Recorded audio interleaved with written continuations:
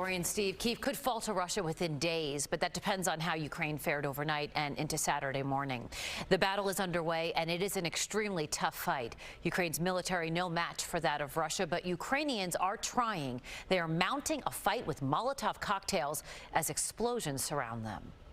Всім добрий вечір. Despite being named as Russia's #1 target, Ukrainian President Volodymyr Zelensky remains in the capital of Kiev tonight, defiant and resigned to the very real possibility that he might not survive Russia's latest act of aggression, telling his people, quote, "The fate of Ukraine is now being decided. The night will be tough, very tough." This is heavy fighting is reported in and around the metropolis of 3 million people. In alignment with the decision by our European allies, the United States will join them in sanctioning President Putin and Foreign Minister Lavrov and members of the Russian National Security Team. Today, the U.S. imposed sanctions on Russia's president and foreign minister, a step that won't stop the invasion but might make it tougher for Putin and his allies to succeed long term. The world will hold Russia and Belarus accountable for their actions. Russia as the aggressor, Belarus as the enabler. As the situation escalated on the ground Friday, the UN Security Council convened again to vote on condemning Russia's actions. Russia, being a NATO member, vetoed that resolution. They received support from China, India, and the UAE. Meantime, the sound of suitcases on gravel reverberates as Ukrainians flee in search of refuge. I have decided to take the children, I think temporarily, to Poland. I just want my children to be safe. I just want them to be here. Those who remain in Ukraine, particularly Kiev, are putting up quite the fight, taking up arms to defend their home. President Zelensky has urged Ukrainians to make Molotov cocktails, the scrappy offensive to Russia's military advancement.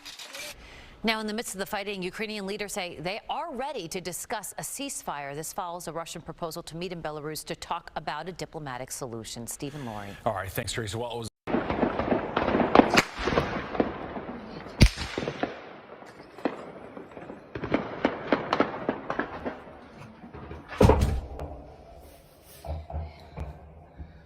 Обстреляли проспект Победы в районе метро Берестейской.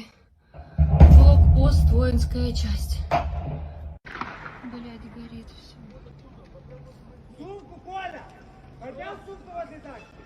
Куда подпиши? Ручку возле тачки поднял сумку, нет? Нет! А где она?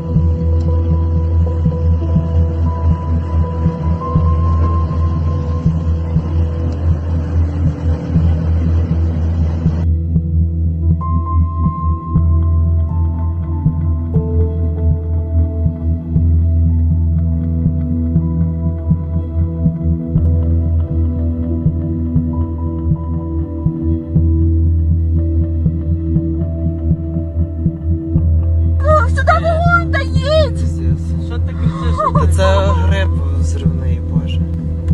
Єбать! Ого, блядь! Блядь, москалі їбать! Уже штук 20 пролетіло. Не видно Україну.